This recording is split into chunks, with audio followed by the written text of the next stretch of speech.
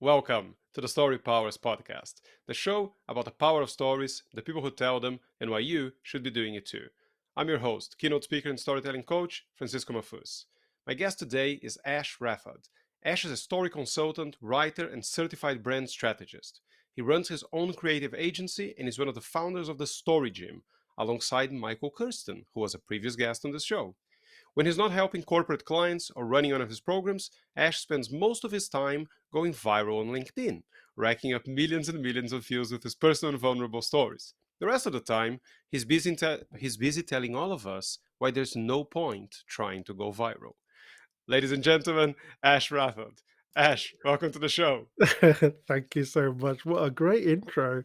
I didn't realize I did that, but it's true. And you know what? I don't purposely go out trying to go viral. It's one of those things that happened, and I kind of figured things out.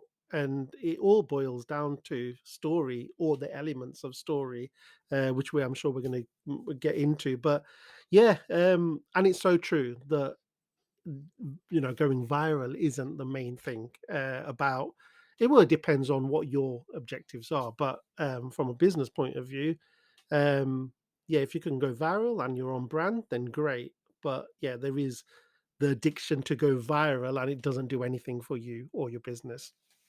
So if I'm not inventing information that I might or might not have researched about you in the last few days, the first time I'm not sure if you would call that viral, but the first time a post of yours really blew up was at a time when you weren't doing necessarily well on LinkedIn, right? I think you had just started. You didn't have a massive audience or anything, and I think you did a post about your vitiligo, and that one went kind of crazy, right? That was exactly it. Yeah. I've been on LinkedIn for years. I can't remember how long, but like everyone else, you have a LinkedIn profile. It's your CV online, I suppose. It's a place where you go networking, and I'd log into LinkedIn. I don't know, probably once a month, once every 2 months. Even it wasn't the go-to. I wasn't even that much of a social media guy. I didn't really wasn't really into Facebook. I wasn't into definitely wasn't into Instagram.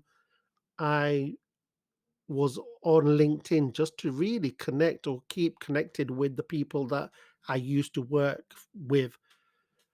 So, yeah, going back to that specific post, it was I had under 1,000 followers at that time, and they were just connections from previous jobs and things like that. And at the time of my skin changing, losing its pigment, it was a time of stress. Um, and that's one of why it's kind of kicked off. It's an autoimmune condition called vitiligo, and it was an autoimmune condition that I always had dormant, that lie dormant, but then it got kicked off. It kicked off with stress.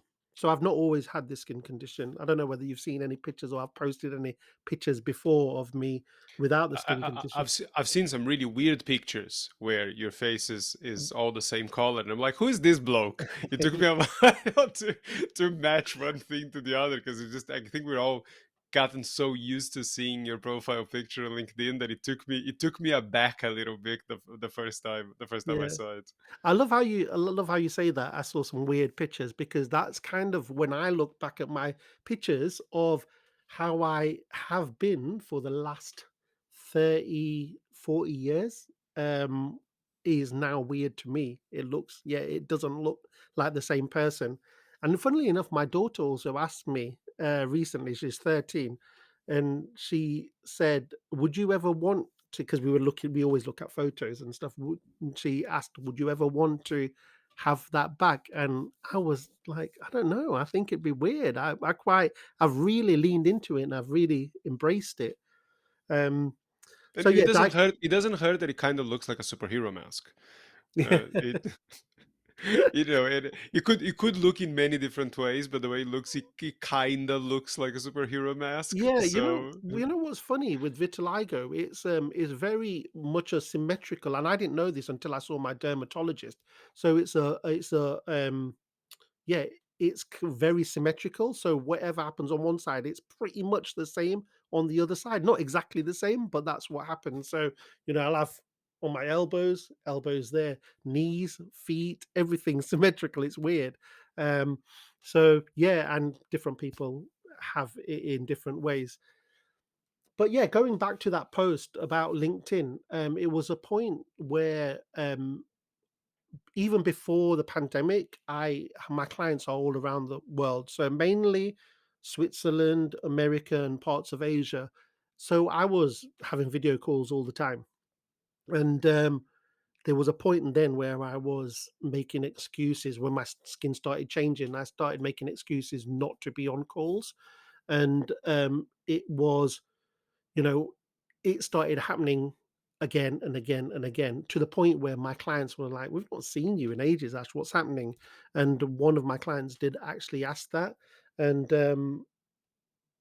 and they were, it's weird now going back trying to think about the chronology of it all.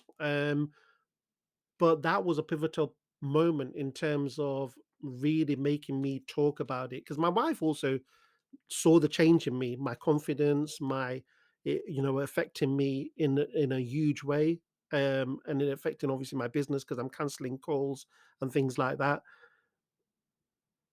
But I was the type of person that never really ever wanted to talk to anyone about it, counseling or therapy. I'm not against it, and in fact, I'm even considering it now because I think it's a great thing. But it was one of those things before. I used to think if I talk about it, it just puts too much focus on the problem. So what I did was, I knew my wife was right, so I decided to write this post on LinkedIn because it was a place that I didn't really visit that much. I didn't really care about, other than in hindsight, all my clients were there anyway. So I wrote this post, and it was that kind of that moment, literally after I posted it. You feel a little bit of remorse after posting, and you're thinking, "What have I done? This is not the type of place that should be posting this type of stuff." Um, and yeah, it like you say, it wasn't viral, but it was viral in comparison to my other posts where they were doing about 400, 500 views, impressions now, as they rightly called, per post, and that one did 85,000. I think And for most people's experience with LinkedIn, I don't know much about other platforms, but at least for LinkedIn, 80,000 views is it's a ton of views. yeah, Because I know people who consistently post and do well and get engagement, and it's very, my case, for example, it's very common for me to get 7,000, 10,000, 12,000, the occasional 15,000. I don't think I've ever gotten a post to do 80,000 views. right, So I think for someone who goes from 500 to 80,000 when you didn't have an audience, when now you have 40 odd thousand followers, yeah. now, arguably you don't need that many people beyond your network to see it to get 80,000 views. Back then, I mean, just the math doesn't seem to work. If you understand how the algorithm works, it's like how many people saw this post to begin with that they pushed it out so much. Yeah, But yeah. and you know what? Let me be clear as well. All of my posts don't. I get the 10,000s, I get 5,000s, I get 20,000, 30,000s. Average is probably around about the 30,000 mark. But yeah, LinkedIn is quite, I call it generous. I know some people might not agree with me, but I think it prides itself on relevancy, and that's important. It's important not only because it gives everyone a chance to create content that can be potentially be seen by their audience, that's relevant to their audience, but it's also important in terms of, it keeps you on edge. Like, you just don't become complacent. Now, don't get me wrong, you'll get accounts that are just have got hundreds and hundred thousands of followers. And and quite rightly so. These accounts, like I'll name a few. There's Justin Welsh, there's Leah Turner. They're amazing content creators, but they've put their work in. What they've done is they've taken their audience on a journey up until the point, well, today. Like, so every time they post, it's less about knowing how the algorithm works, but and more about the tribe that they've built up. And that's massive in, well, not storytelling as such, but brand work that I do as well, brand strategy. So, um, it's also important with storytelling as well. You've got to have, or storytelling on social media, you've got to have those engaged followers. It's not just about followers, it's that word before that, engaged followers. And that's how you do it. It's like, you're bringing people into your world that connect with you on a deeper level, and it's almost like, yeah, that they'll you show up for them and they'll keep showing up for you. That's the way I see it.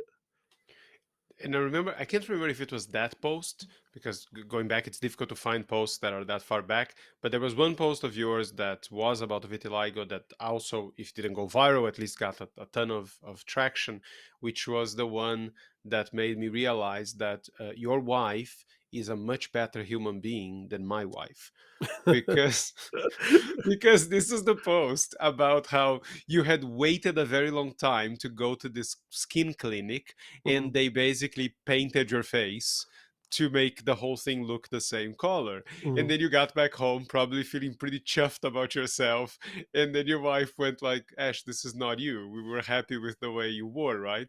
Now, no, I don't have vitiligo, but a couple of years ago, I started getting my skin started getting really red from maybe too much sun over the years, and then I had some sort of treatment, and then my wife said, "Oh, that seems to have worked perfectly well because your face is all kind of the same color now." And I said, "Oh no, it's because the sunscreen that they applied right after."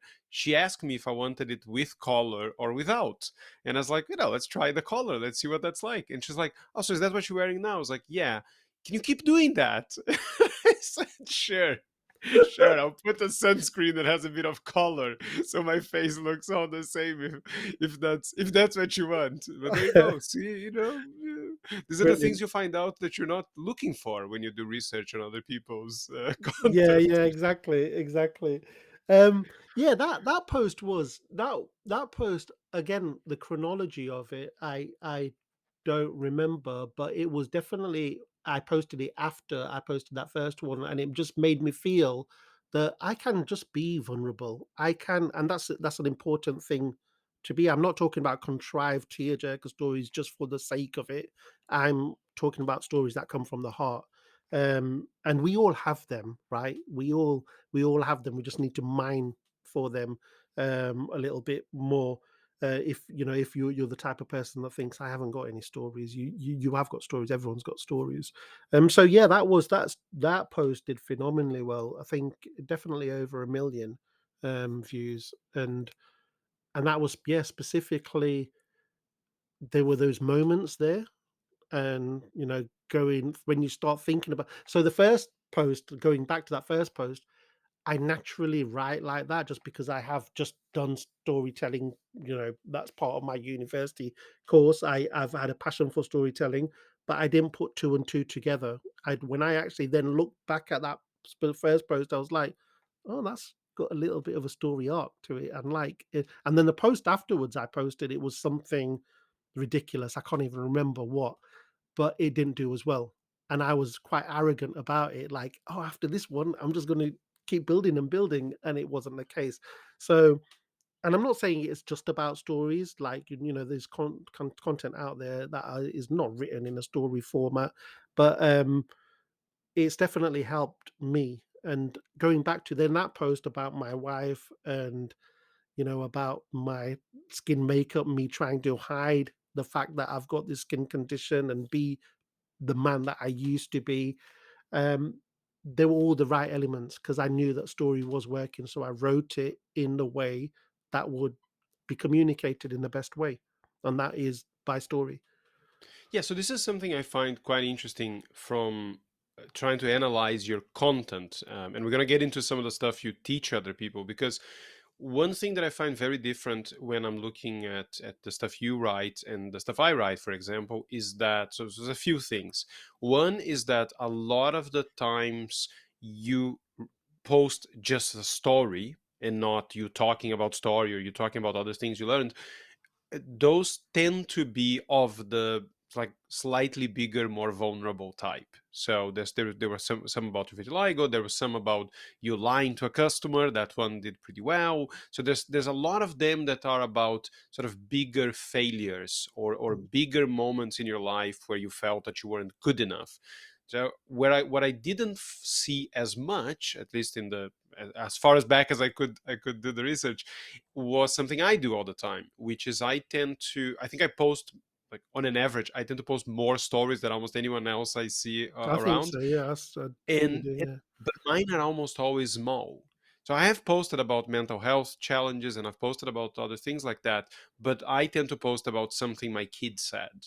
I Right. tend to post about something I just stumble upon at work, just because that's now how I've learned to communicate, particularly when it comes to LinkedIn or when I'm speaking or training other people.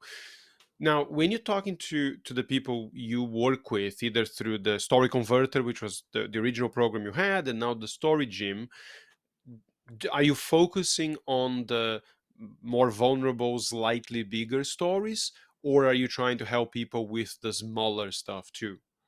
So, great question. It doesn't have to be the vulnerable. And one thing that when me and Mike started the Story Gym, we said, and I've said it on a couple of posts as well and comments, the Story Gym isn't about people coming in and being like me and Mike. It's about them being more them. So, having the confidence to be them, having the confidence to talk about the things that they want to talk about, have the confidence to create content that aligns with their objectives.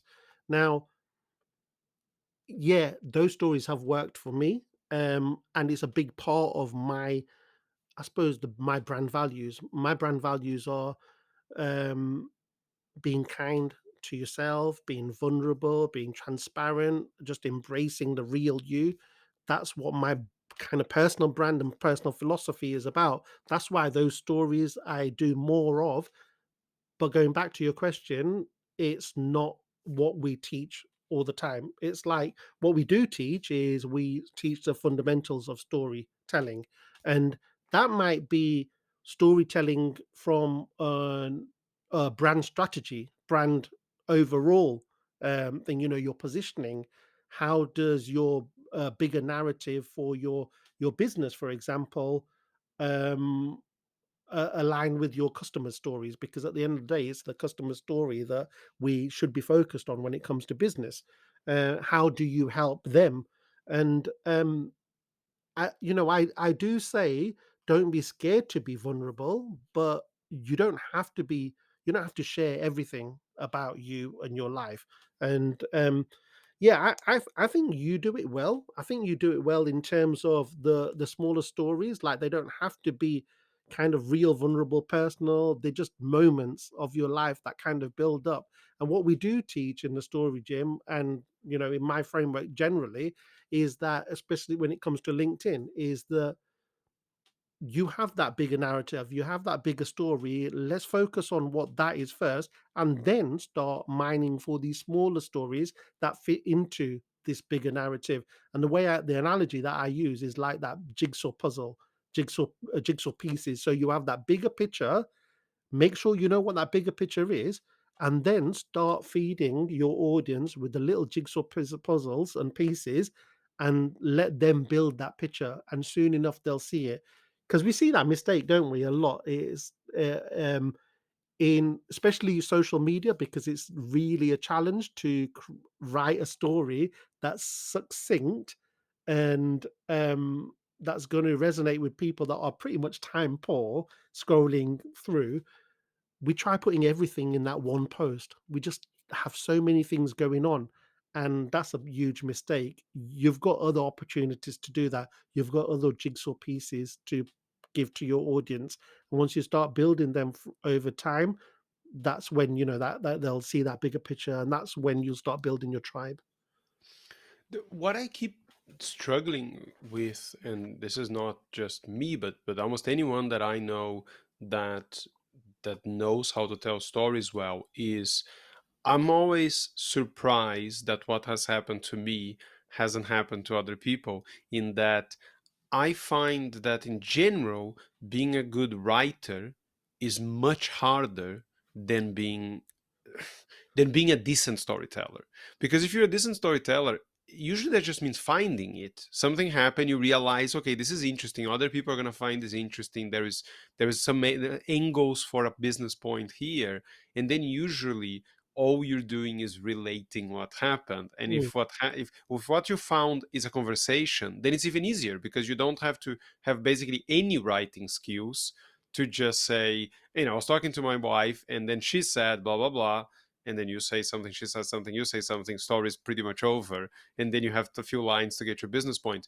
I find that once you know how to find the stories, to be much easier than trying to compose a post out of ideas and lessons and finding a voice that is entertaining to read through but is not bossy, or that doesn't right. sound super arrogant or something. And some people make the the arrogant voice work, and now I'm thinking Doug Lawson, I'm thinking of you. Yeah, I've seen that. Yeah, um I mean, there's a very particular style. It takes yeah, a great writer to do that and amuse people, and not just people thinking, who is this knob, like why yeah, is it, how does he get to talk to me like this? So I'm always kind of surprised that a lot of people don't, particularly when they know how to tell stories, they don't do the this is a story, here's my point, more than the writing. Like in your case, reading through your stuff, I was a bit surprised because you do tell a lot of stories, but they tend to be the bigger ones, and a right. lot of them was like,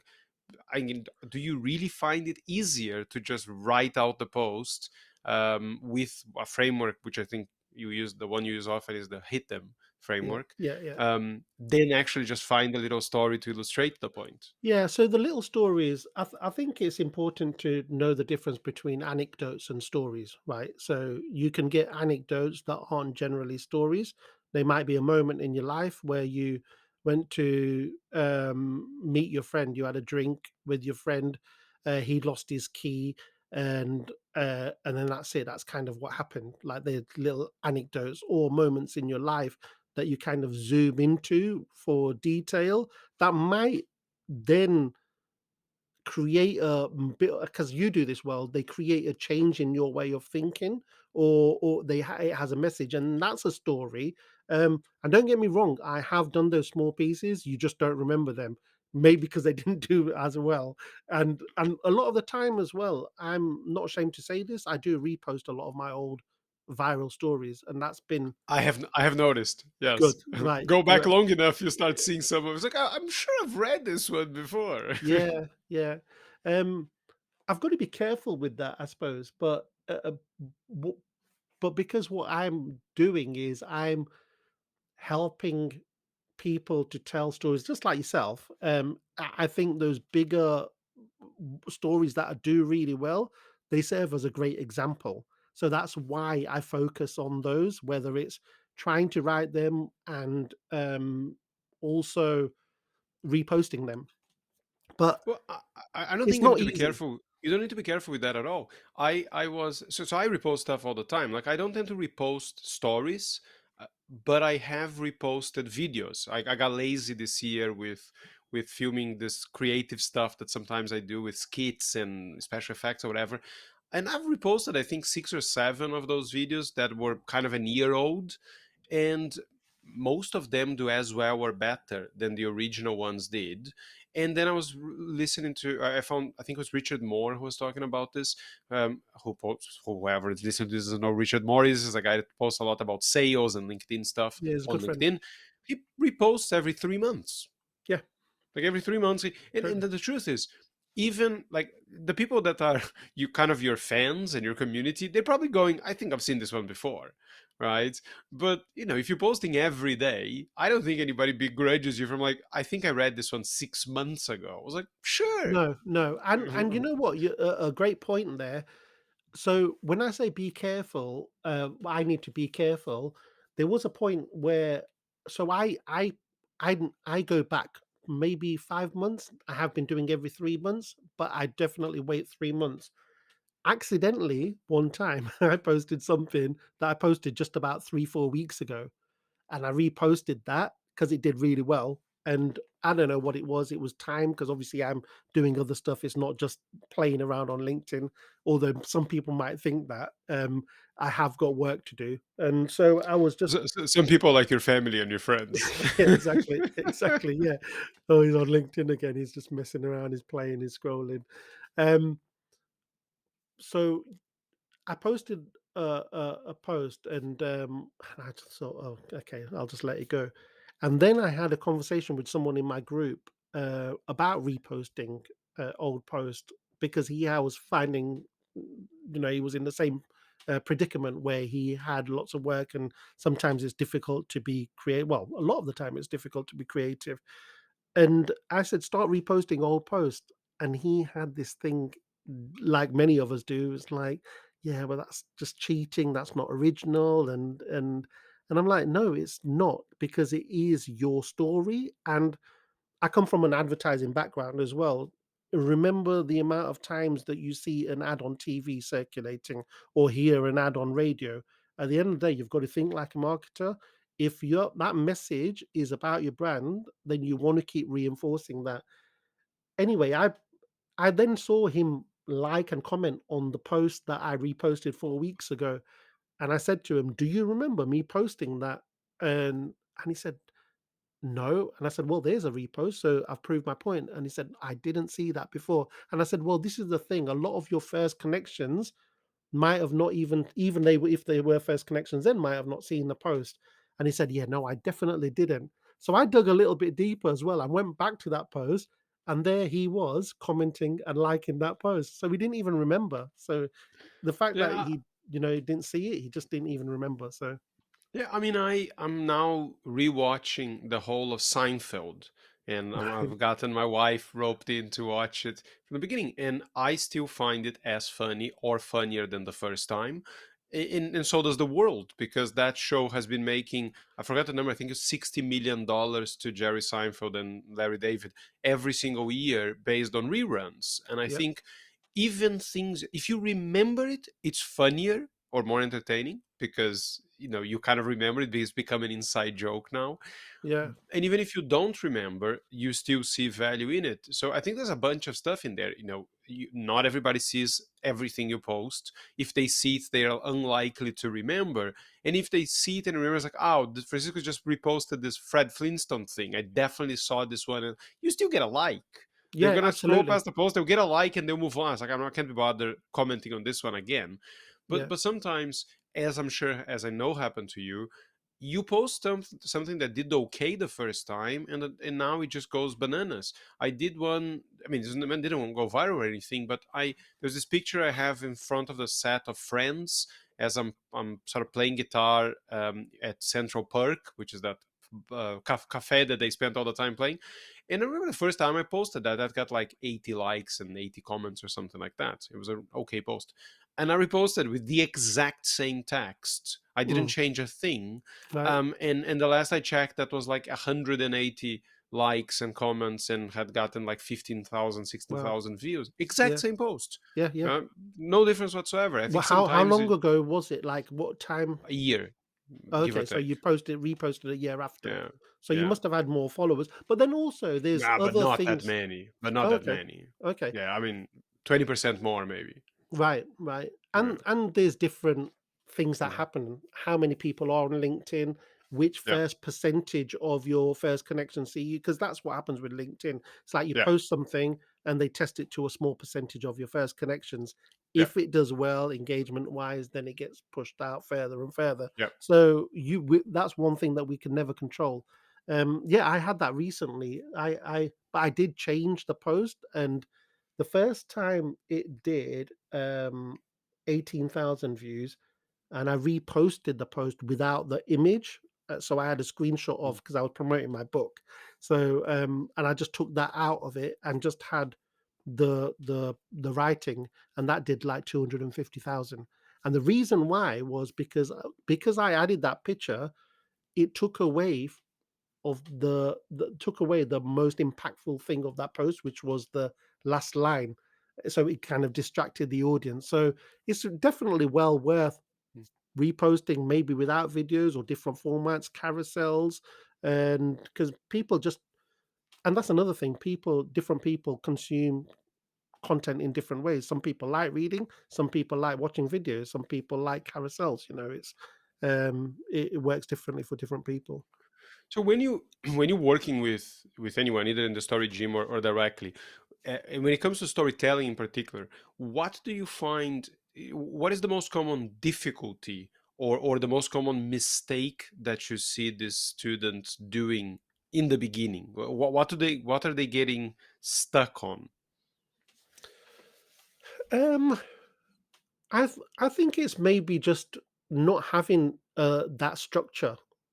It's almost you've got you put pen to paper and you just write away, and you're probably flooding with kind of anecdotes and details and stuff, but there isn't a real structure. There isn't that story arc, which every story needs an arc. Every story needs those elements. Like, yes, later on you can bend them a little bit and you can change things around, but you need to have that foundational knowledge of what a story is and what makes a story. And I think it's just that. So I've had people come into the story gym or work with me, and they're great writers. Going back to your point as well, I'm not a great copywriter, but I know story well enough.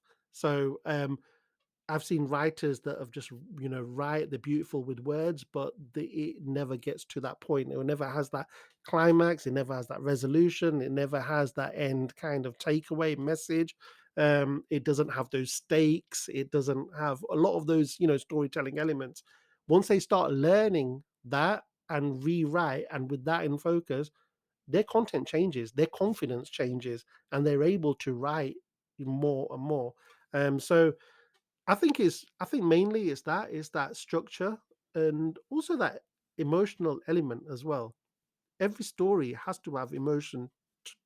We have to elicit emotion at least. We don't have to tell an audience how to feel, but there has to be those certain things that will elicit emotion, whether it's conflict, whether it's stakes, whether it's that transformation that people can resonate with. And once you have those elements and you're aware of those elements, you'll start using that within your content.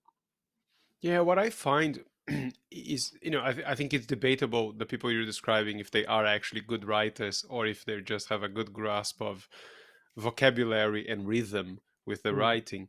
Because a lot of the things we're talking about that apply to stories apply to other types of writing, and I think the mistake for a lot of them is they don't know what the point of the story or the post is before they start writing. If you don't know that, you've already started wrong because at some yes, point you're gonna have to find the point, and typically if you tacking that on at the end, it never feels it feels like okay fine you're really trying to hammer a point to ram a point into this story or this piece of writing, but that's not what it was about necessarily.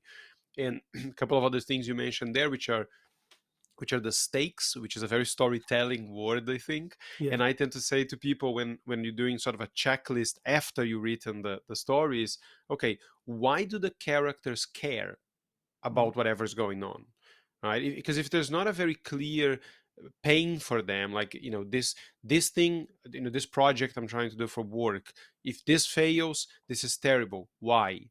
Because if that's not very clear, it's going to be very difficult to elicit emotion and empathy for the character. right, Because it's like, fine, stuff goes wrong at work all the time, but is this the last one before you get sacked and your exactly, family depends on you to pay the bills? Or it doesn't even need to be something as dramatic. It could just yeah, be, you always thought of yourself as really capable in your job, and now you had two bad projects, and if this one goes bad, too, this might be the last nail on the coffin of yourself, of your professional self-esteem, right? exactly. And that you've hit on a point there. So that second part of that story was a little bit more that I think a lot of people would resonate with, because it wasn't just about that outer journey, right? You're talking about now that inner journey. It's like the thing that we all relate to. I think all of us do relate to imposter syndrome. I think a lot of us do relate to not having the confidence at certain parts in our life. I know that a lot of us relate to doing things for our family or our loved ones. And, once you start adding those elements, which is what I call the human elements and the emotional side parts to your story that a wider audience will relate to, then it doesn't matter really what those details are going to be. It's those feelings that people are going to relate to. Yeah, I think that's absolutely true. We don't relate. So when sometimes when we talk about story elements, we talk about a relatable character, but the characters are not relatable for who they are. Typically, I mean, sure, if you work in a creative agency, maybe that's relatable to me. If you lived in the UK, that's relatable. You spend a lot of time on LinkedIn, sure, those things are all relatable. But what's really relatable is how you feel, Right. and that's also much better because then you can make almost any character or you relatable to almost anyone else, because most people have the similar fears and similar challenges, and and that's what I think people don't get. If you keep trying to make a character relatable based on external circumstances, you have to become a fiction writer, because Mm, there's just no unless you have a very niche audience and you are or were exactly like them. But even so, it's how you feel that they're going to find relatable. yeah. Because if you're always super capable and then you decide that my time is better spent being a consultant or coach instead of working for a corporate because I'm so good at this that I need to help other people, they're not going to relate to you. Right, exactly. But even to that point as well, you can write about something that's very niche and specific to your audience, and maybe it'll work if you don't think about those other elements, like those human elements. I think it's still hard. Like, I've let me take an example of a book that I picked up from a mentor of mine and a coach, a guy called Martin Neumeyer.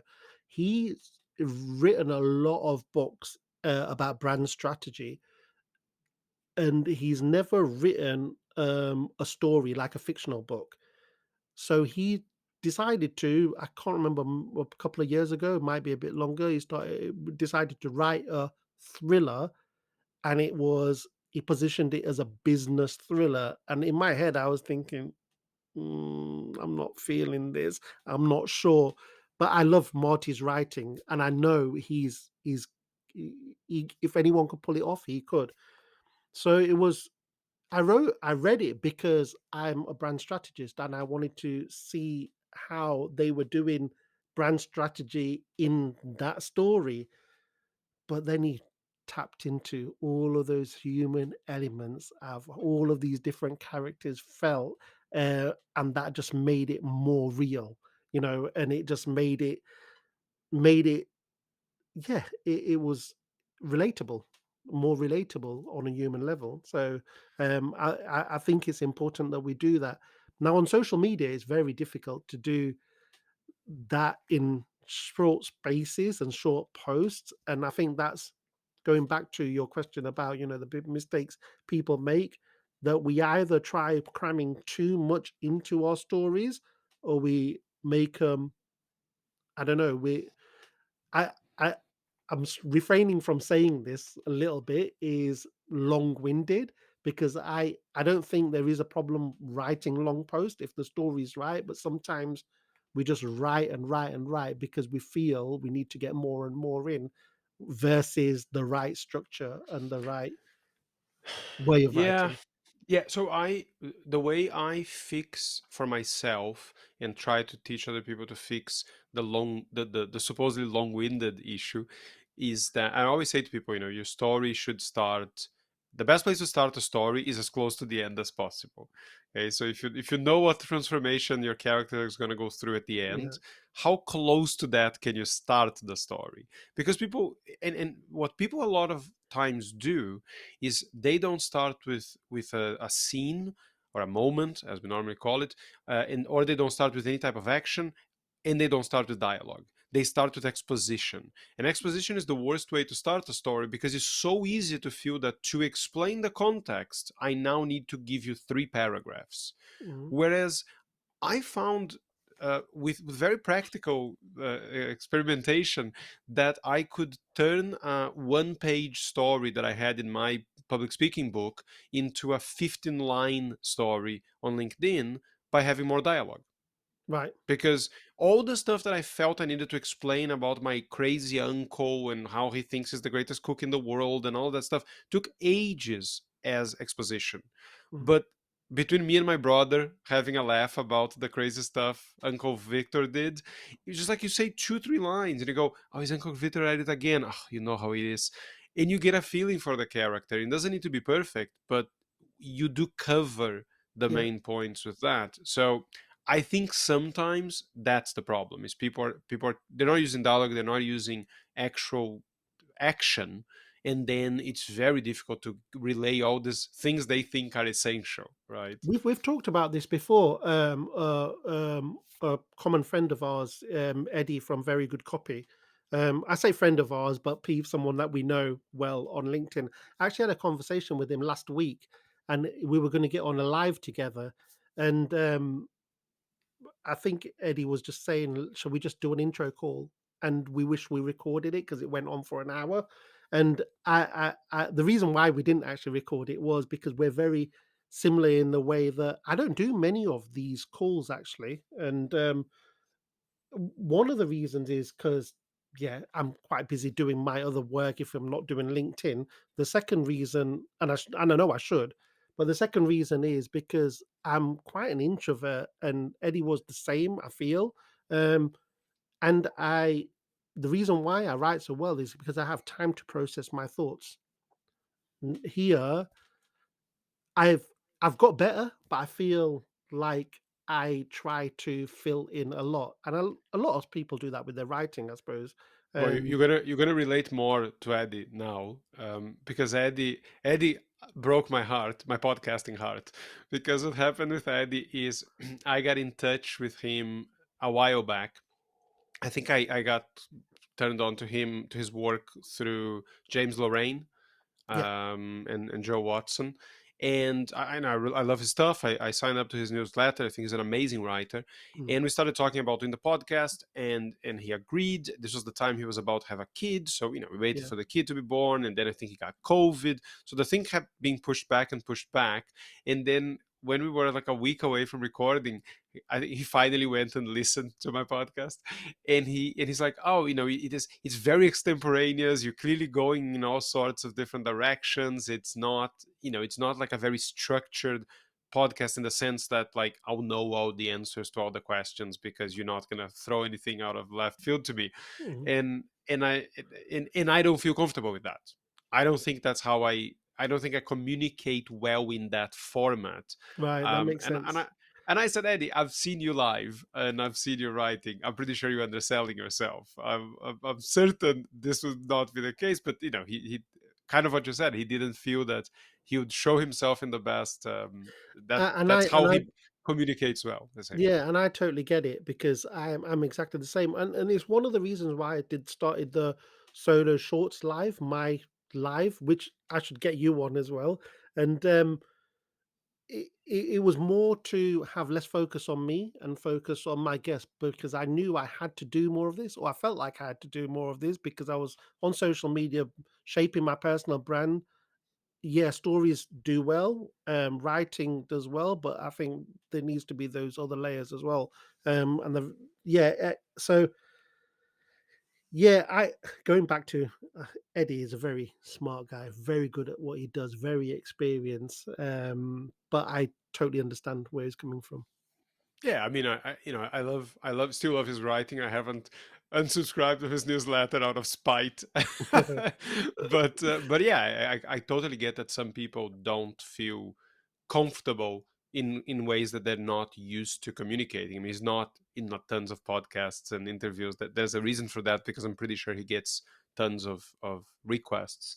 But I think people also sometimes, and I don't know if this is his case or yours, but I think sometimes people they think that how they communicate in something like this, in a live, in a podcast, needs to be as precise Mm, and as they need to be as expressive on a live as they would be in their written work, and that is just clearly crazy. I'm nowhere near as precise as, I mean, for the people listening to the podcast, I probably am, because there's some editing that goes on. But I start three sentences sometimes before I finish the first one, and I I'm the talk same. all over myself. It is just normal. It's just how people talk. And I remember in the beginning, I started trying to edit those out, and then you just sound weird. Yeah, It's like, no, that's just Sam Harris. No one speaks that way. People make mistakes. They trip over their own words. right. Sam Harris, for anyone who doesn't know, is a very well-known sort of intellectual in the US, and he speaks like he's reading an audiobook. It's Yeah, kind of uncanny slash creepy at times. yeah, Most people don't communicate like that. We make mistakes all the time. yeah. And that's why I think these podcasts or podcasts in general work the longer form, because you have that space to just have that conversation, and it just seems natural, so it doesn't feel like an overproduced thing. I definitely had to get my head around that. I felt like me coming on a podcast as a guest or as a host was, I had to put on a show. And once you start doing that too much, yeah, there's the element of it, but once you start doing that, it starts becoming fake, and it becomes less of what people came to hear, and that authenticity. And that, those, that's why I think those audio conversations, like whether it's Clubhouse or Twitter Spaces and now LinkedIn audio, work really well, because it's that conversation people just want to eavesdrop into, and they don't necessarily want to show every time. Yeah, there's another angle to that, or another approach, which is something I do to some extent, at least when I'm the guest and not the host, which is, and again, we're back to stories. People, if we get asked the same questions over and over again, which is very common when you go in a lot of podcasts, a lot of people ask about your story, they ask about the work you do with clients, and I'm not saying you're going to repeat the exact same stories every time, but it probably shouldn't be a brand new answer every time. So I get Right. asked about how I got started into this, or how did I find about storytelling. So I've got two or three stories that work perfectly well. I can tell them in a couple of minutes, and if I get the same stock question, I just answer with one of those depending on which one I'm feeling on the day. If I'm asked about the work I do with clients, I have some examples that I know explain perfectly what I do and don't take 15 minutes to narrate. So sometimes people talk to me about, like, I would like to go on podcast, but I don't know if I'm ready. And I'm like, one, you're being silly.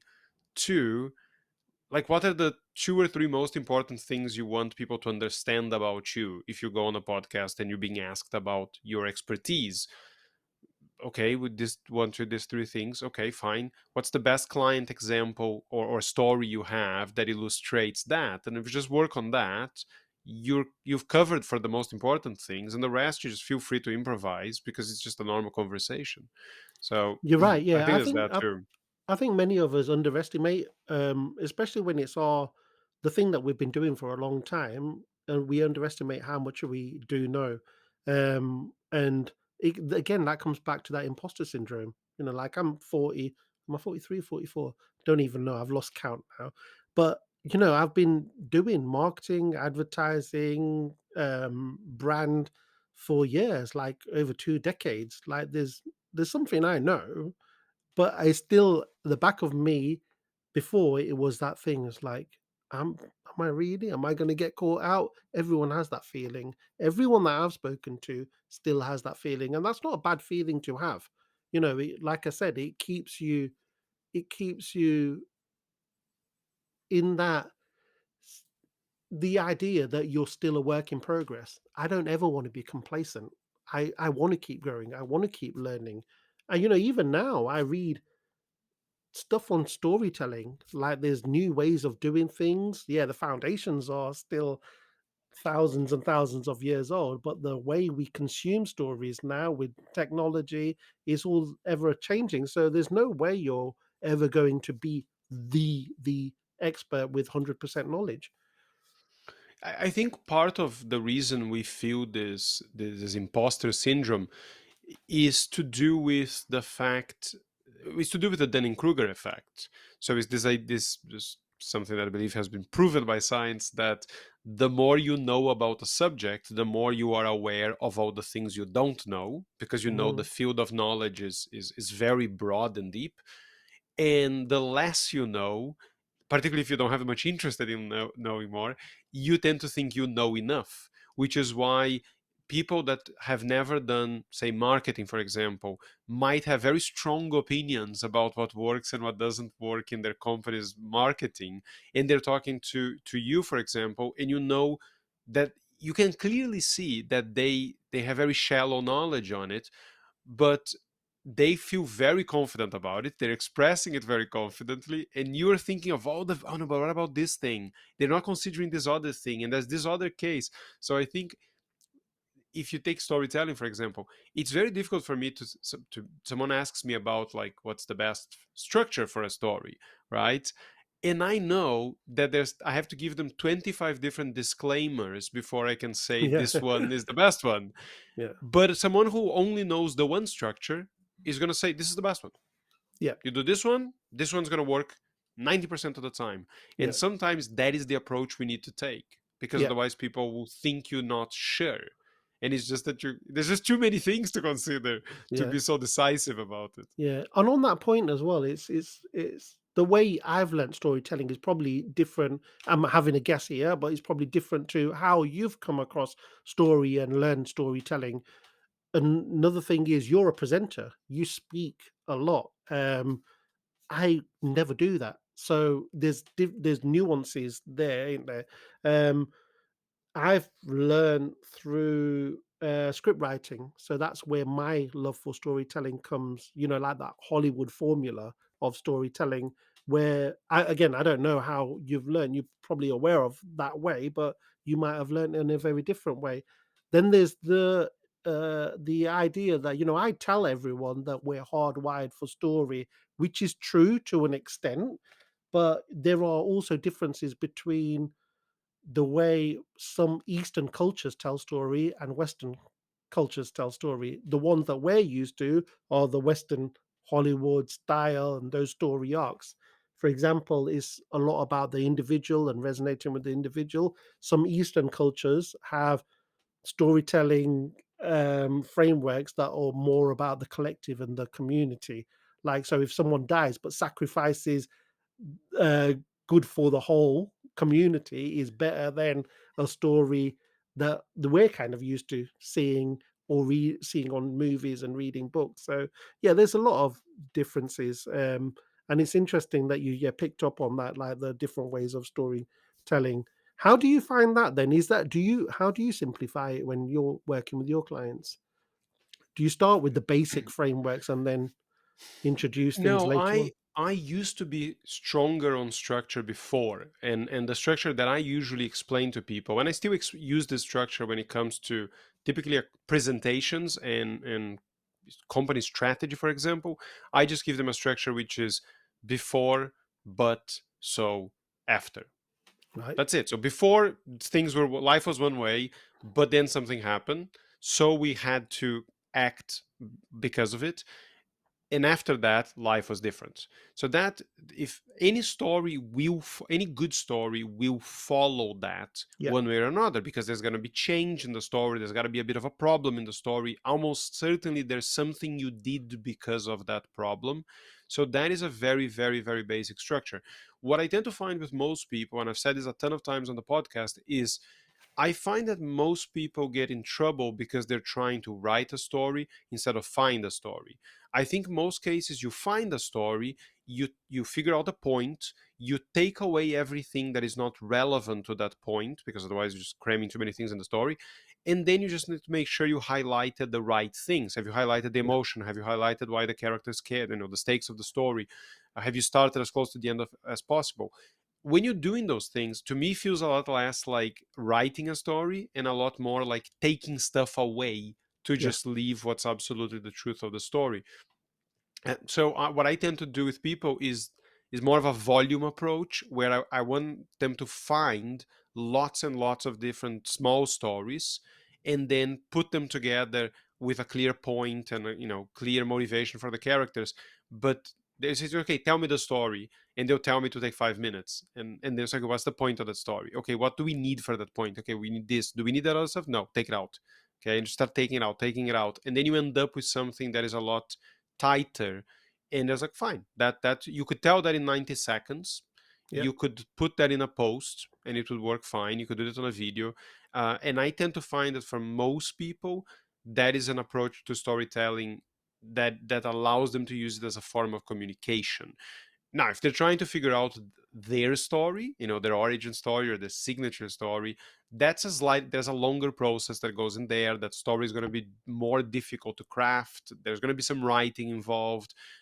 But I think a lot of people, they either don't have that, and that's not really what they're trying to do, or they should work up to that one, or Mhm. work with someone to get that one done. Yeah. So I find that the templates and the structures, they work better as a checklist than necessarily a writing tool. So put it out. Does it more or less follow that structure? No, it's kind of all over the place. Okay, can we rearrange things so Yeah. it's in the right place? I tend to find that that works a little better. I think you're right there. I think the biggest issue, like going back to that earlier question that you spoke to me about, and now listening to what you just said, that is a common thing with the people that I work with as well. So structure is, it's sometimes it's a revelation to them, and it's like, "Wow, this is a game changer." But really, the first step is mining for those stories and finding those right stories, and sometimes we think about these stories that we have, and you think, "Nah, that's not important.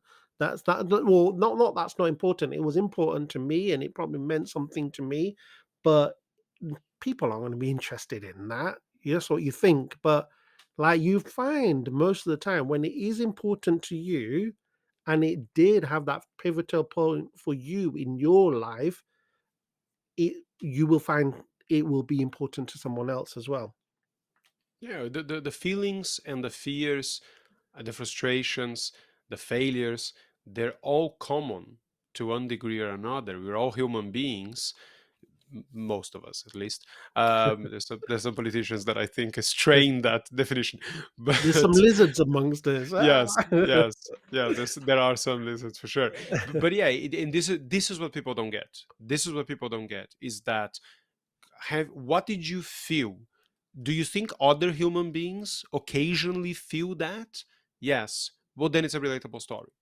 Yeah, And as long doesn't matter 100%. if you're a millionaire talking about this high stakes corporate merger, but you're getting imposter syndrome because this is going to make your company one of the top 50 companies in the world and you're not really sure you're good enough.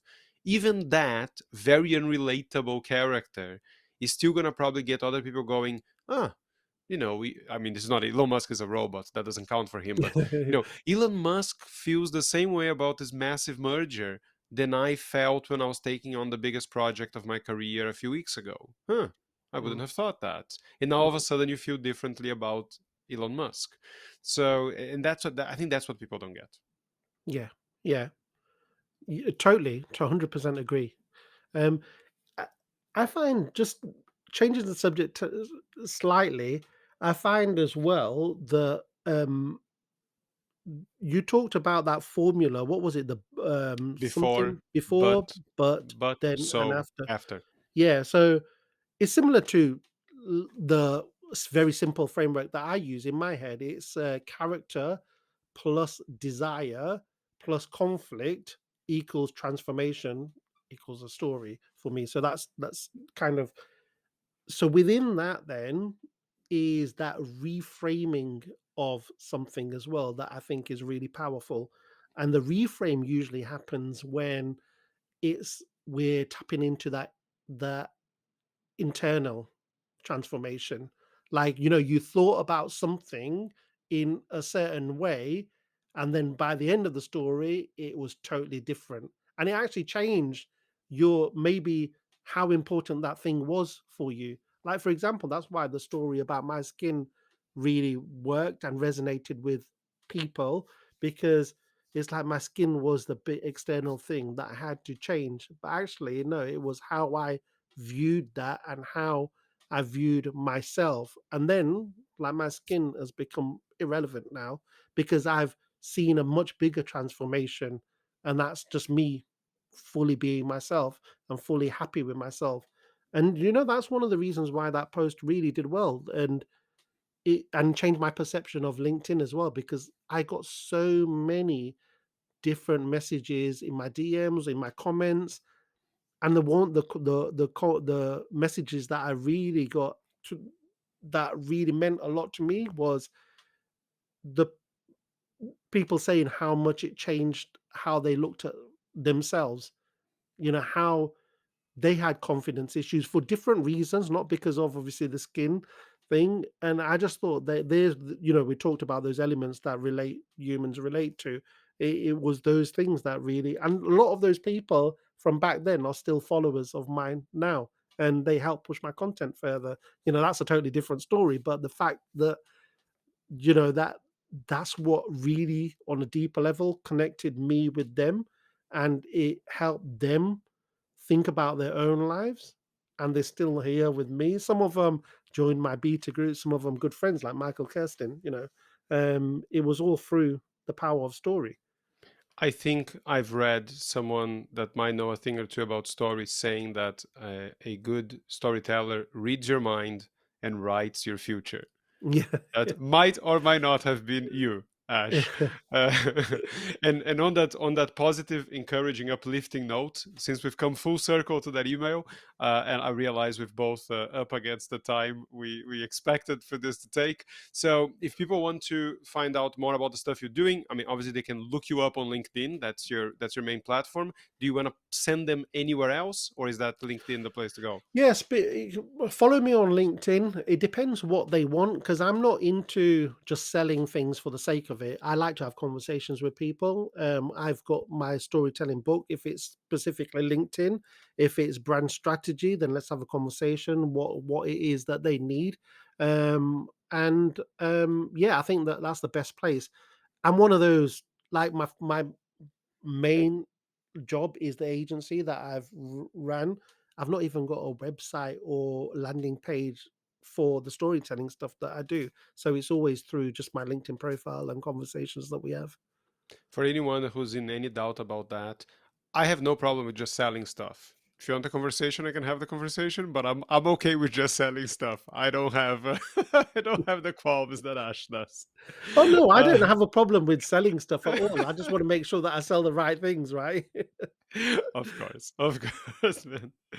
All right, man. I'm glad we recorded this one because the last time we spent an hour together, as you did with Eddie, we didn't record it. At least this time, it's there for posterity for anyone who I'm sure will find some useful stuff in this Yeah. conversation. And thanks so much for having me. I really enjoyed this conversation. As you know, we've tried to get this in the diary for so long, and we did have we had an intro call, didn't we? Which lasted an hour, which we didn't record that Yes, time. So yes, yeah, no, exactly. it's been really enjoyable. Thank you very much.